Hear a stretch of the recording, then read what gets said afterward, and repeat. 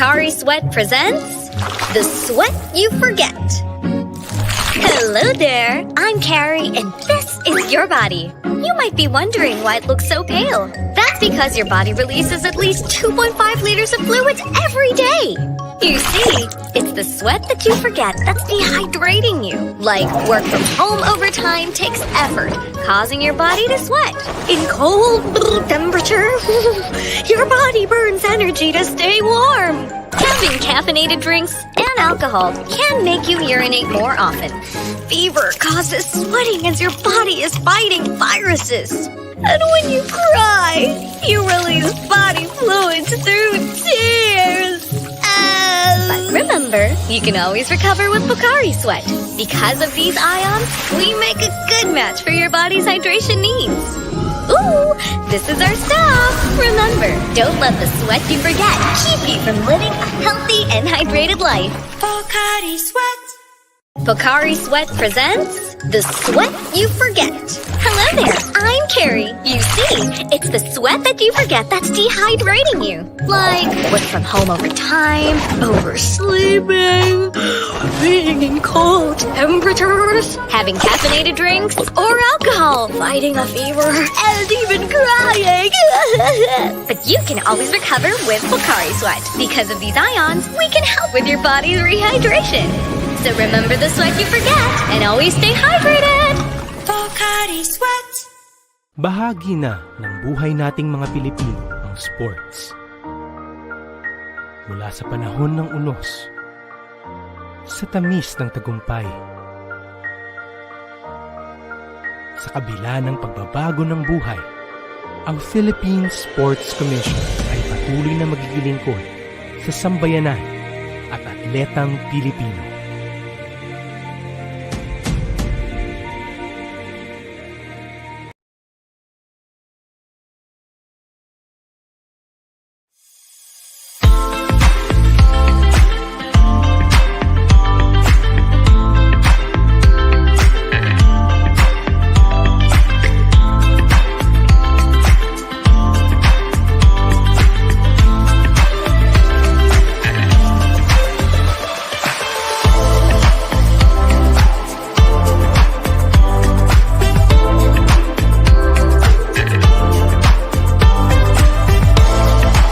Isang magandang hapon po sa inyong lahat. Hello everyone. Kamusta po kayo? Thank you for tuning in sa atin pong weekly live program na syempre hatid po sa inyo ng Philippine Sports Commission. No? Ito po ang People's Sports Conversation, syempre presented to you by the PSC. Kasama po ang ating mga partners, PAGCOR, PCSO, also ating mga private partners, Pioneer Insurance, and Pocari Sweat. Yan, lagi nating katandem yan sa ating programa. Kamusta po yung lahat? We had a very long weekend. Hindi naman very long. It was a 4-day weekend, long weekend para po sa ating lahat. And alam ko marami po tayong mga pinagkaabalahan. Yes, and at the same time, I hope everybody's safe right now with the current weather conditions po na nananasan natin a couple of days ago. And but if you're watching us right now, kayo ay nakastay po saan man po, kayo man po ay nasa inyong mga bahay, wherever you are right now, you're at school, or kung kayo ay isang sports fan na nanonood po sa amin, welcome po sa People's Sports Conversations. Ako po si Joash Ricanor from the Public and Communications Office, and we have a very special episode waiting po sa inyo pong lahat, dahil we have as our guests ngayong hapon po na ito, we have a sport, syempre a sport that malapit na po sa ating mga puso, and an emerging sport as well na kailangan nating abangan. And later, hindi lang tayo makakasama ng isa kundi tatlo sa mga ating dalawang atleta and isang officials from this sport that it's really emerging sa ating bansa. And but before we do that, kung kayo po ay nanonood sa amin kahit saan man pong platforms na Philippine Sports Commission, sa aming man pong Facebook, Twitter, and YouTube platforms, mag-comment na po kayo dito po down below. I'd be very happy na kayo po ay batiin sa ating programa. Sa katunayan, si Sir Gab Fieras, ayan, unang-una na agad sa ating comment section. Good afternoon. Happy first Thursday of November. Yes. Hello, Sir Gab. Happy first Thursday of November. We are up to our last 2 months of the year. So marami na po tayong pinagkaabalahan. But marami pa rin po tayong gagawin dito po sa ating ahensya sa Philippine Sports Commission. We have a lot of news and updates na gusto ko pong ibahagi po sa inyong lahat. Hindi na po natin patatagalin pa. I'll give you ang atin pong PSC this week.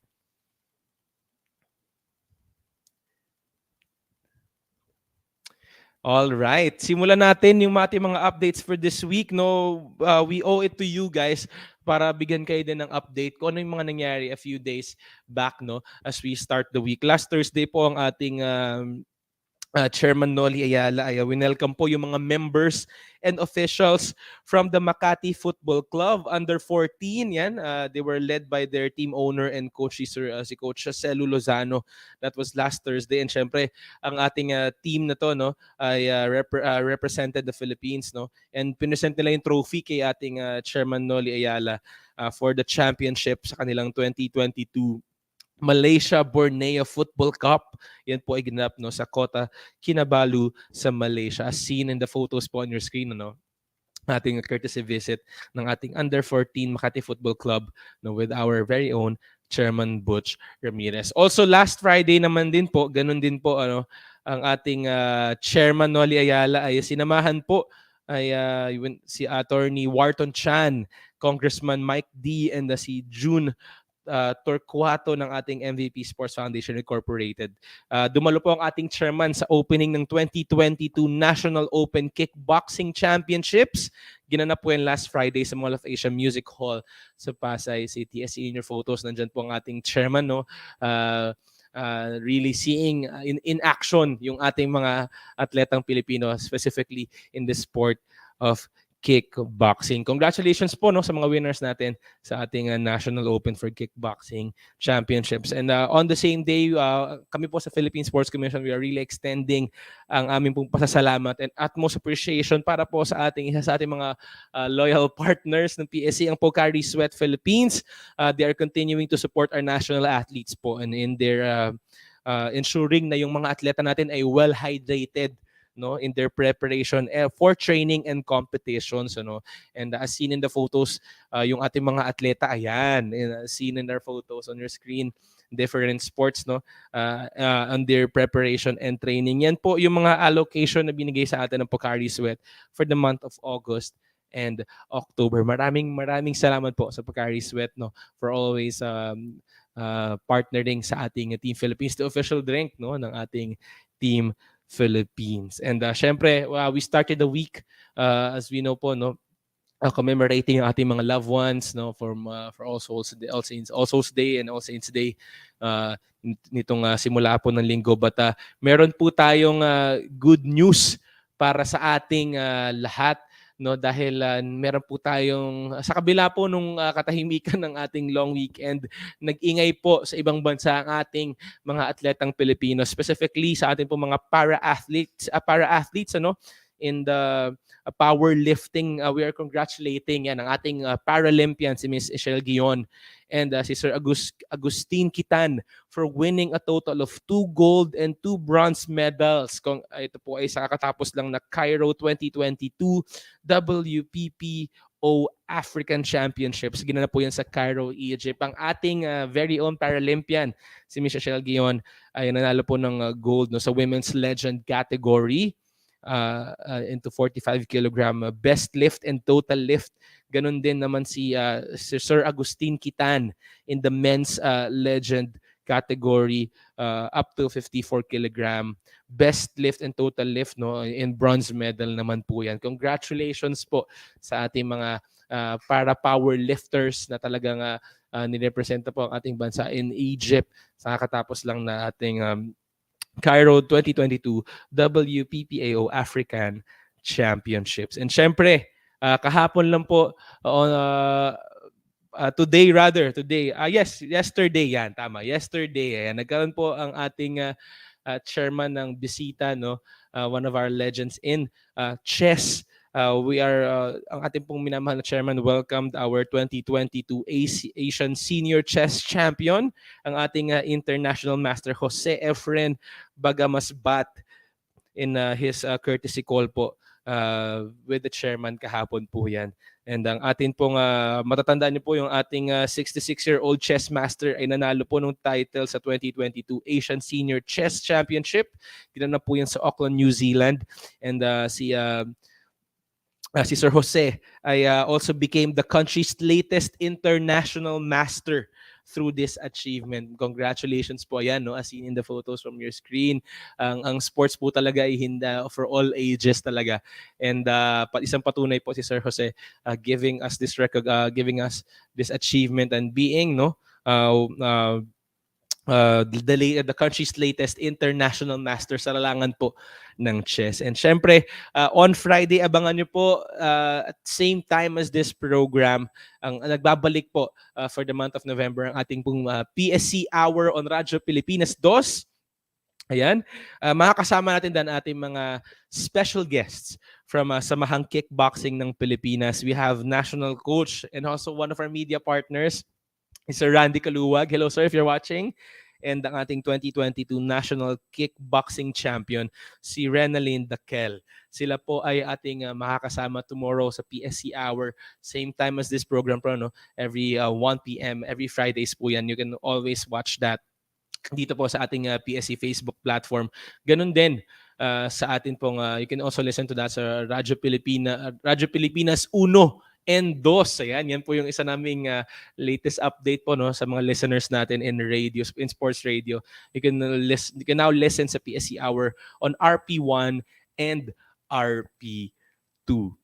Lahat po ng mga updates na binahagi ko po sa inyo ay nakikita po natin sa ating PSC social media platforms. You can see that on your screens. Ayan, we're giving that swift information sa baba ang mga social media platforms po namin across our Facebook, Twitter, Instagram, and syempre we also have our YouTube platforms as well. Ayan. Na-miss ko magbigay ng update kasi last week when we had our episode, mabilis lang yung update natin. At the same time, pinakita po namin sa inyo yung ating mga highlights from the recent MOA signing ng Batang Pinoy 2022 National Championships. Gaganapin po yan sa province of Ilocos Sur. So I hope hindi nyo po na-miss yung episode na yan. No? We'll be posting more updates yan sa ating grassroots program. Ayan, there we go. Bago ako dumako sa ating kung sino ba yung ating makakasama ngayong hapon, just want to read a few comments. Foreshadowing na to kung sino yung makakasama natin ngayon. Sabi ni Joy Marino, hello Coach Joy Marino, hello po. Sabi niya, good afternoon Sir Joash and to PSC, watching from Dumaguete Archery Center. Ayun na. And si Julian Lapid commenting, hi Sir Joash and Sir Bong Pedralves. Blessed Thursday sa ating PSC family. We are always sports positive. Hello po. Salamat po.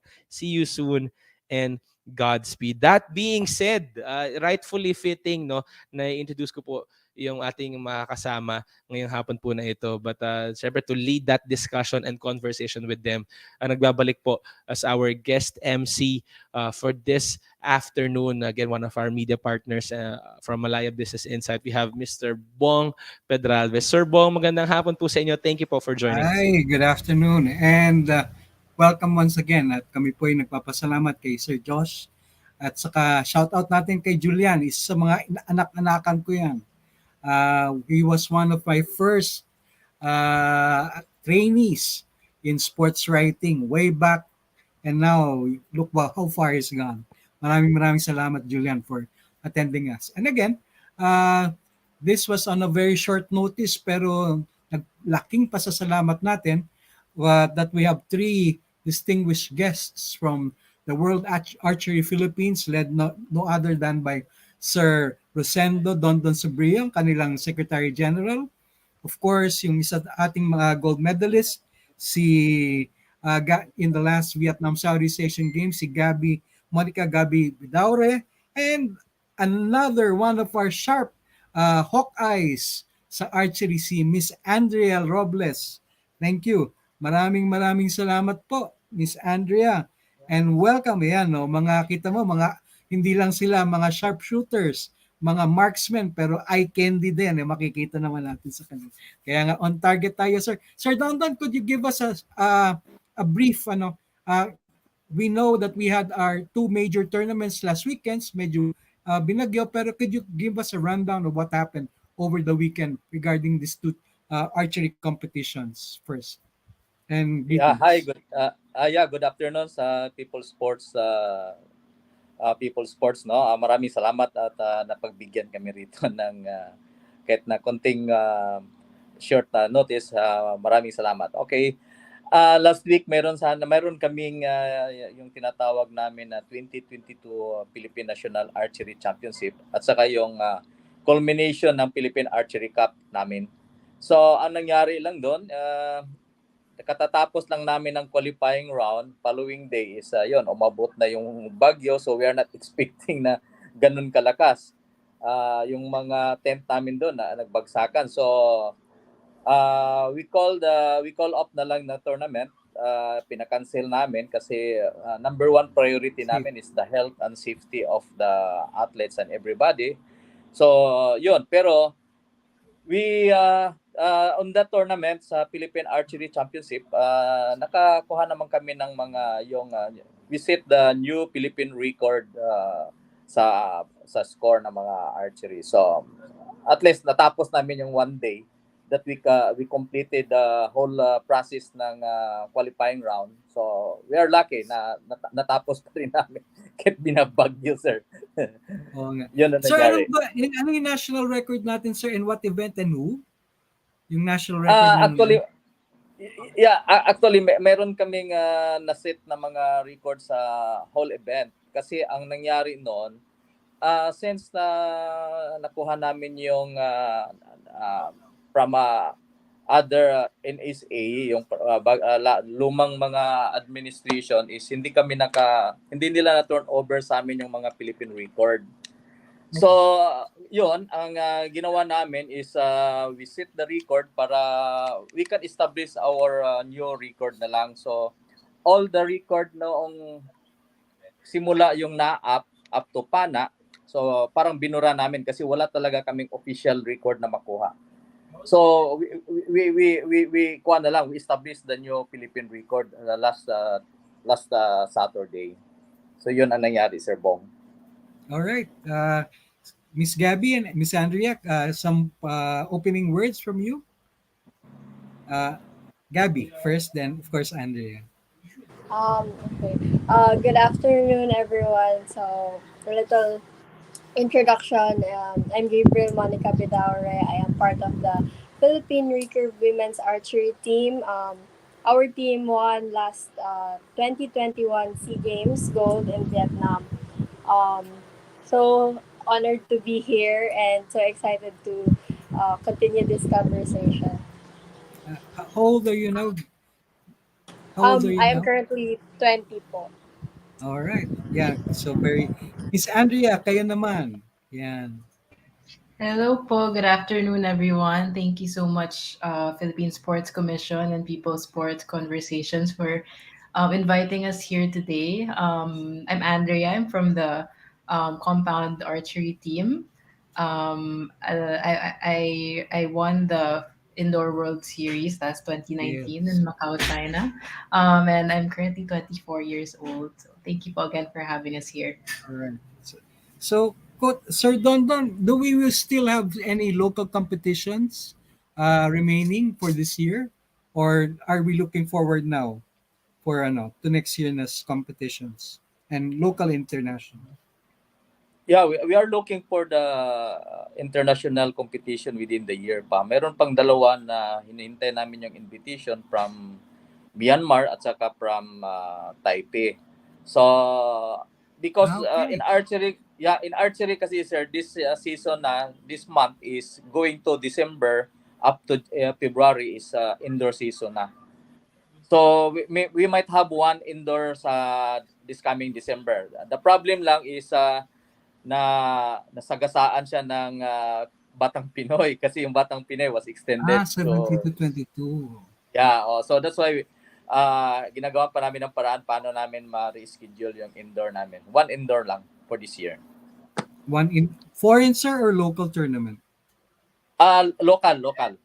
But we have some invitation from international tournament. for the in world series like yung napanalunan na before ni Andrea. Okay. So online din po sir to o face to face? Face to face to Face to sir. Yeah. face to face. Yeah, Miss Andrea, going back to you, then we'll go to Gap. Can you recall where you won the indoor series in 2019? How many participants you were there, and what events you won, Andrea? Yes po. So this was back in 2019 in November. So it was a small list of participants for the compound women category, but it was really special po kasi though it was small, the world's best archers were there. So like world number one at the time, Alexis Ruiz was there. World ranked number 3 at the time. Paige Pierce was also there. So it was a really special, being among those archers was really special. And then also Sarah Priels of Belgium was there, who was at the time I think ranked 8th in the world. So for the finals match, I went against Paige Pierce of Team USA. So it was a super great experience for being able to shoot against her, to to be there on that stage with such a great archer as hers. It was really special. Na I eventually got to win that match and bring home that indoor World Series medal for the Philippines. Okay. Were you able to compete? May compound ba sa Vietnam? Andrea, Yes were po, you able to compete? competitive din po sa SEA What Games. was your best finish in what particular event sa Vietnam? For compound, unfortunately, we weren't able to bring home a medal for compound women, but we made it po to the bronze medal match for the compound women's team event. Women's team event. Sino yung mga teammates mo? Para ma-shoutout naman natin sila. Si Miss Jennifer Chan and Rachel de la Cruz. Shout out po Puro sa mga kanila. puro mga veterans na yung kasama mo. No? Yes po. How long have you been in compound, Andrea? How long have you been competitive compound? Yes. Competitively, I started competing around 2014.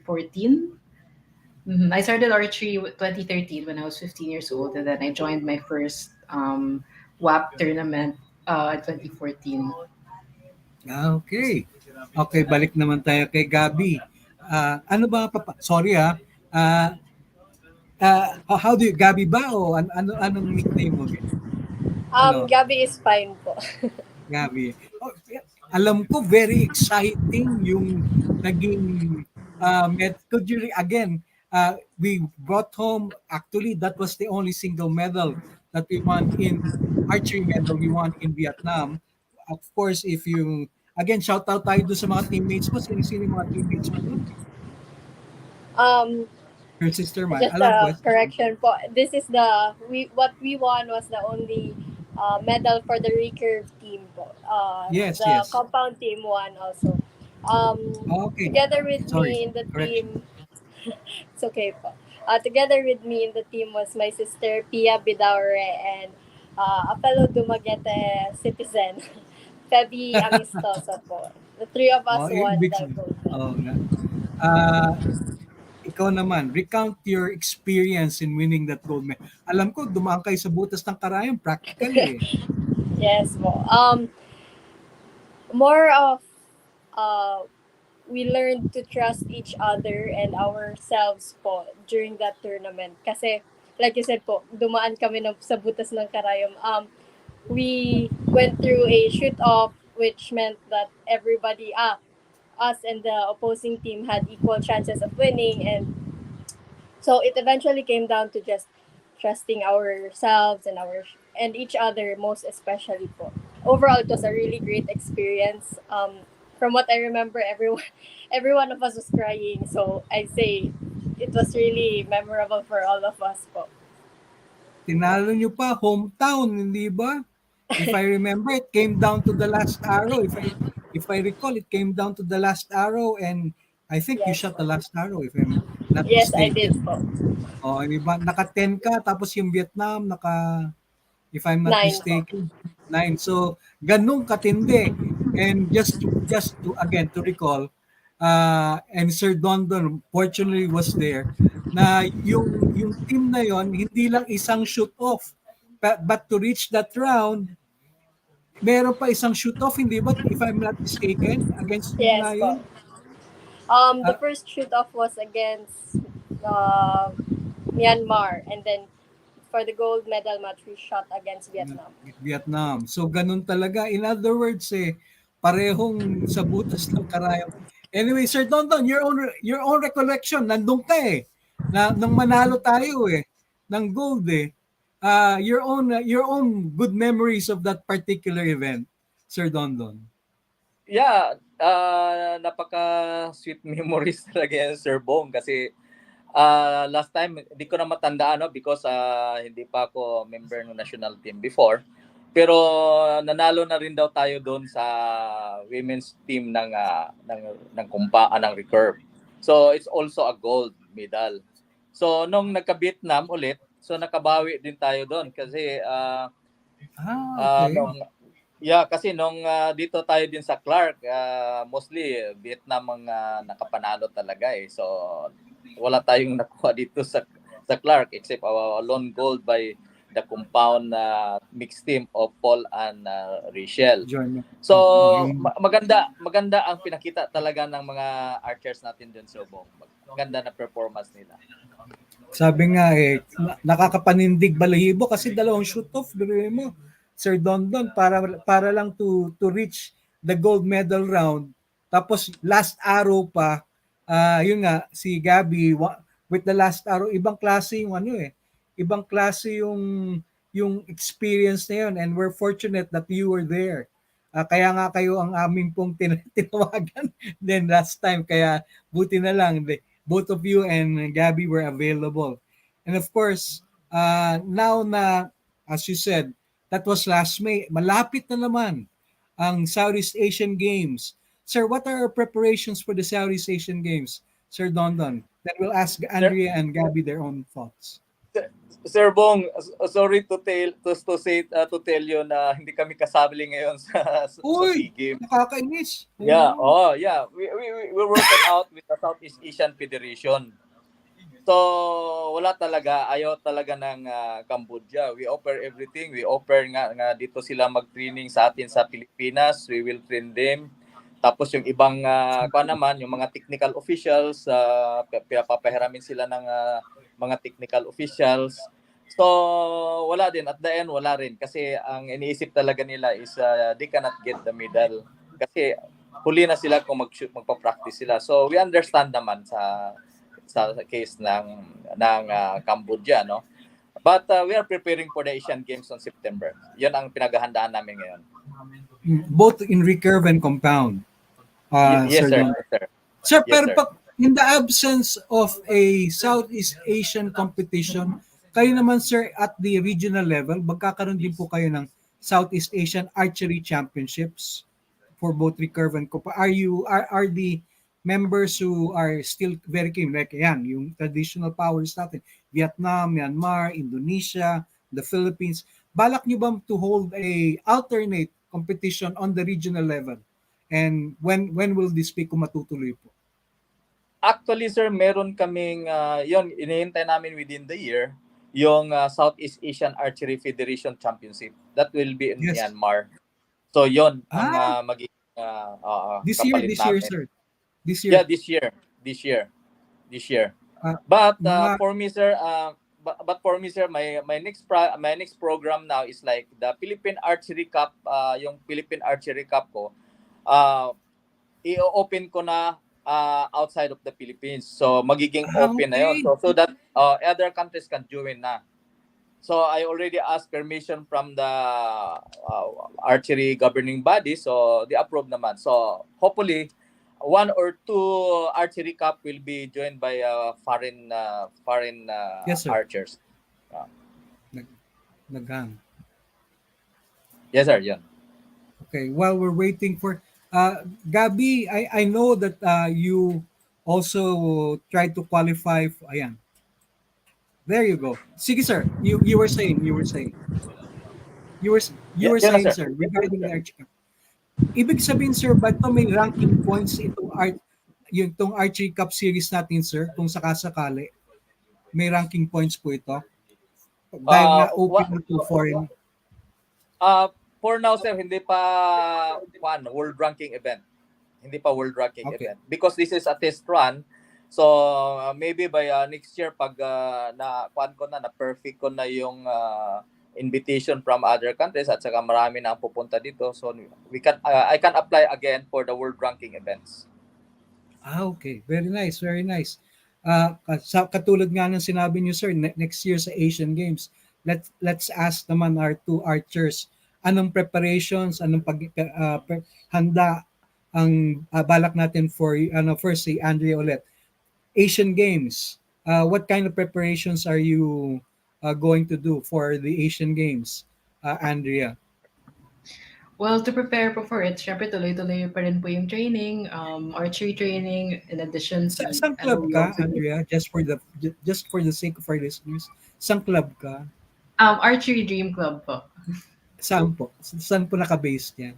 I actually train in my personal range po dito sa Quezon City. Okay. Okay. So you were saying, just Yes kind po. of continue.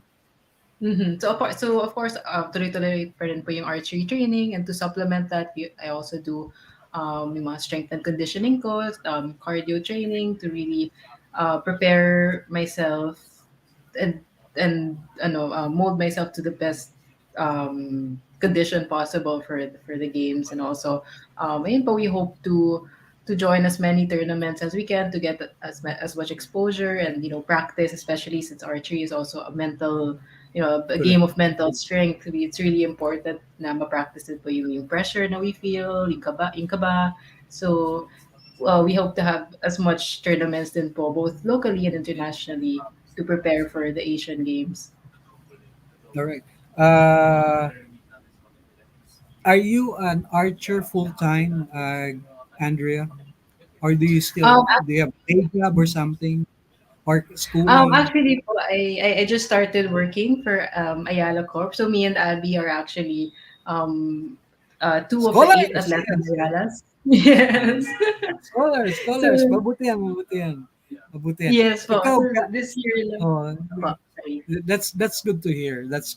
Kaya, kumbaga, ikaw, Gab, your own preparations for next year. Of course, magkakaroon ng qualifying and tryouts. Especially next year, you'll be is an Olympic qualifying year. Anong balak mo? What's in store for Gab for 2020? Of course po, tuloy-tuloy din po yung training. Also, mental training, physical training, functional exercises, and all that po. So basically, the same training times 10 siguro po. Okay, tama. At saka Asian Games, malaking Yes. isang elite level of competition considering we have South Korea, and of course yung traditional rivals natin at this particular level, Indonesia. So malaki ano. Going back to Sir Dondon. Sir Dondon, since next year is also an Olympic qualifying year, paano po ba could you explain to us the mechanics of how our archers can qualify for the Paris 2024 Olympic Games? Actually, Sir Bong, yung sa archery talaga, parang sobrang hirap na pumasok sa qualifying sa Olympic. But this year, yung Asian Games is an Olympic qualifier. So Okay. kasama 'yon. So this So year, double I think motivation. I think dalawa yung Olympic qualifier. That will be the Asian Games on September and November, somewhere in November sa Bangkok sa Asian Championship. So yun ang mga continental qualifier na sasalihan talaga namin. So yun ang pinaghahandaan namin. At saka other World Cup na hindi pa nila na-declare ng World Archery kung ano yung mga qualifier doon. So for this year, yung dalawa muna. Doon muna kami mag-concentrate. Paano, sir, magpa-qualify yun? Yung mga top 3, for example, sa recurve, top 3 automatic qualifies? Yung, Ah, especially dun sa Olympic events po natin. there's a certain criteria kasi sir na Yes, sir. pag Could you pag kindly explain? Kindly yeah, explain this, sir. yeah. So doon sa Asian Games, kailangan ka pumasok ka sa top 3. So automatic ka na kaagad yan na papasok ka doon sa Olympic qualifier. Then another thing is sa Asian Championship din. So yun ang mga qualifier ngayon. So after that, nawala pa rin, at the end mayroong mga tinatawag diyan na qualifier from yung sa Southeast Asia, sa Continental qualifier, at saka sa World Art America. So pwede tayong sumali doon. But you have to reach talaga sa top 3 talaga. So madugo talaga. Kasi pag ang maganda doon, Sir Bong, kasi may mga countries na nagkwa-qualify. So hindi na sila qualified doon sa kuha na sila, automatic buy na sila. So you have to earn the kuha talaga na, for example, yung isang nag-qualified is nakapasok siya sa number sa number 1 siya, nag-gold. Tapos ikaw nakapasok ka sa number 4. So automatic papanik yun, papasok ka sa number 3. So magiging buy yung number 1 kasi qualified na siya sa maraming proseso yung sa archery. Ang hirap talaga ipasok. Oo nga, pero anyway, again, sabi nga, at least we have one potential nga, si Gabi, and si Pia din. Sino ba mas matanda sa inyo ni Pia, Gab? Ikaw o yung sister mo? Just for reference. Hello? My sister po, si Pia. Okay. By how many years? By how many 4. Okay. So ngayon na since kayo sabi nga napakamaraming kumbaga let's face it, archery is a expensive sport, whether it be compound or recurve. So at least ngayon meron kayong private sector support. How has Ayala Atleta been helping both of you in your training and your preparations?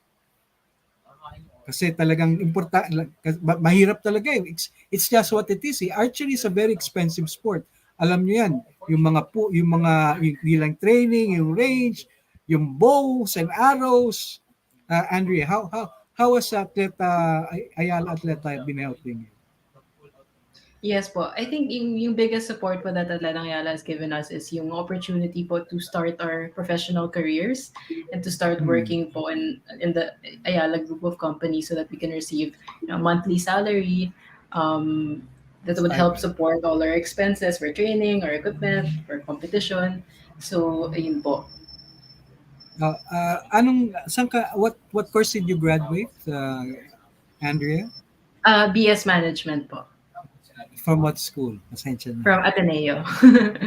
Ateneo. Si Gabi nasa Dumaguete yan. So malamang Siliman ka, Gab? Yes right now? po. Yan. Siliman. Siliman. Magandang school yan. Even Pia is still studying at Siliman as well? Yes, she's in her last sem na po. So she's graduating hopefully by December. Oh, by God's grace. Ikaw, anong course ang kinukuha mo right now? I'm taking up PS Psychology po. Okay. Talagang mental toughness, ha? Kasama sa... Pero how has Ayala Atleta helped you? Especially now, in this particular... in your sport, at least meron kang ngayong backup besides the PSC. Of course, we recognize the Philippine Sports Commission on playing a pivotal role in supporting archery, a very, very taxing and expensive sport. How has Ayala helped you as well? As you said po, archery is an expensive sport po. So, and most of the time, we get our equipment, most of it kasi is parang disposable, like the knocks, the fletches, arrows get broken, hindi na magagamit. So, Atletang Ayala has financially helped us in that aspect po. And aside from that, they've also helped us parang grow as individuals out of being an athlete po. So that's really good for us din. Alright. Ito, kay Sir Don Don. Dahil nga kasi we're under the new leadership of Chairman Noli Ayala, Commissioner Bongko, and hopefully by this month na mapuno na yung the rest of what are your expectations under the leadership of Chairman Noli Ayala, Sir Don Don, regarding the support for Philippine archery as a whole and in particular for our national team? Sa akin, sir, ini-expect ko talaga another kwan yan, sir. Magiging times 2 siguro yung support niya because yung dating administration ng PEC, dating administration ng PEC is maganda rin yung pinakita. So, I know na si Chairman Ayala because sport-minded din siya. So, hindi magpapatalo yun. So, bibigyan talaga tayo ng full support sa mga NECA. Saka maganda talaga yung kanya, yung mga support niya sa amin ngayon, even mga konti lang yung mga re-request namin na favor, so binibigay kaagad, so walang hassle. So sana Chairman tuloy-tuloy na sana. Right. So we're now entering the home stretch, and again on behalf of the Philippine Sports Commission and our co-host Joash, some parting words, sir. Umpisa natin ulit kay Andrea, and then kay Gabby, and of course, finally you. Miss Andrea, could you kindly some parting words and encouragement for our listeners and maybe potential archers in the future, young archers in the future? Yes, Sir Bong. Yun po, again, thank you po so much for having us, PSC and People's Sports Conversations. It was really an honor to be invited here today to speak about our sport, what we've been doing in preparation for our upcoming tournaments. So I really hope na mapalaki pa natin yung archery community and that more people are encouraged to try it out and to learn more about the sport. Thank you po. All right. Gab? Yes po. Again, thank you for having us po. It's an honor to talk about our sport and promote our sport, which we hope more athletes will join us and make our community bigger and more populated po. Thank you so much po. Sabi nga, with accomplished, intelligent archers like you, on target tayo talaga for the next few years to come. Sir Don Don, kayo po, parting words. Yes, sir. Maraming salamat, Sir Bong, at napagbigyan kami rito sa People's Sports Conversation. So, maraming talaga salamat. Saka, for the archery family, so, tuloy-tuloy pa rin natin yung paglalaro at saka yung mga clubs natin. So, alagaan din natin yon. At for those who are interested in archery, pwede na kayong pumunta sa mga malls. Sa mga malls ngayon, may mga archery na. So, you can try din. Tapos kung talagang seryoso kayo, you can chat sa World Archery Philippines. Then we can help you to be, maybe to be an elite archer soon. So, yun. Marami na tayong mga archery nasa sa mall na pwede na kayong makapag-practice. At saka sa PC, maraming salamat po. Taos puso nagpapasalamat. Sir, just one last question. Sang mall po meron ng archery ngayon? Sang mall? Marami, sir. Actually, sa SM, yung sa may mga SM, sir, may mga archery dyan. Even in Cebu, SM Seaside, mayroon na rin. Cagayan de Oro. All over Philippines, sir. Marami ng mga archery sa mall. All right. So again, Joash, on behalf of again of the Philippine Sports Commission, Chairman Noli Ayala, kami po ay nagpapasalamat for everything that and for our distinguished guests, si Miss Gabby, si Miss Andrea, and of course the walang kapagod-pagod na Secretary General ng World Archery Philippines under the leadership of Attorney Clint Aranas. Maraming salamat po. Maraming salamat. God bless you all.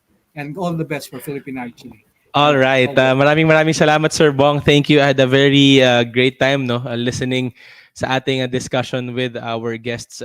Again, our SEA Games medalist in Gabriel Bidaure. Alam ko, yung mga the Bidaures, matagal na po silang guesting in this program.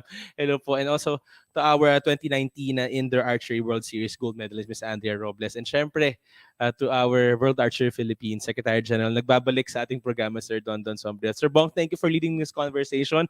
Magbabalik po ang ating programa sa ilang paalala.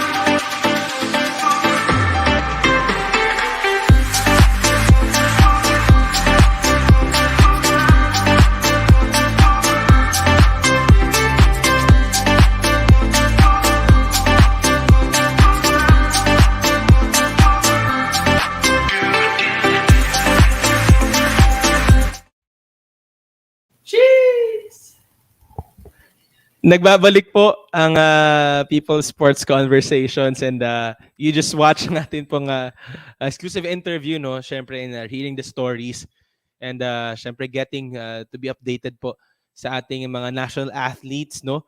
And syempre sa mga mangyayari po, mga kaganapan sa ating archery Philippines. And bago po tayo dumako, no, to the final stretch of our program, just want to mention a few comments, ano, sa ating comment section, and we were flashing them sa ating screen right now. Sabi ni Miss Jazz Bidaure, yan. Hello po, Miss Jazz. Yan.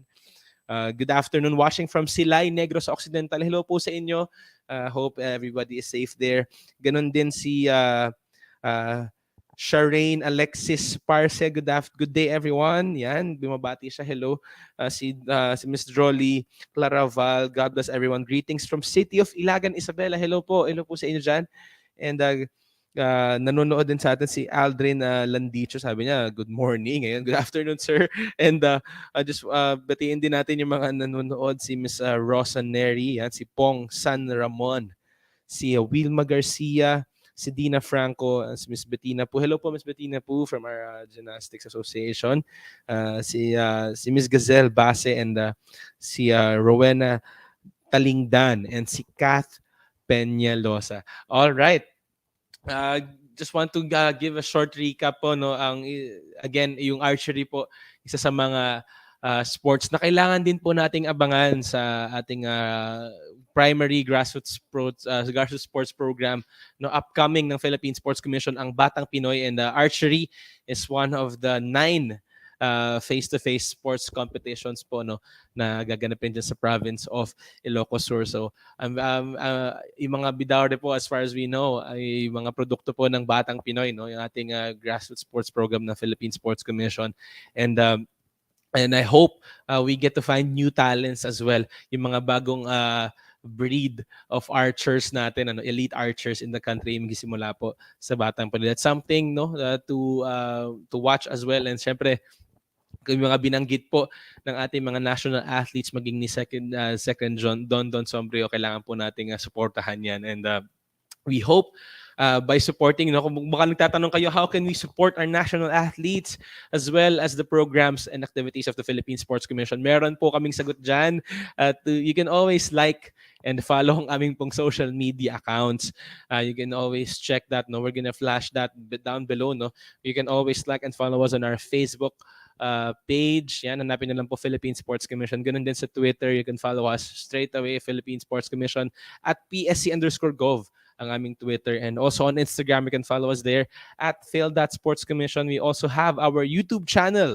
Hanapin nyo po, no, Philippine Sports Commission. And syempre, mag-subscribe na po kayo. We'll be very happy na kayo po yung mag-subscribe. And syempre, for official news and updates, you can always check our website at www.psc.gov.ph.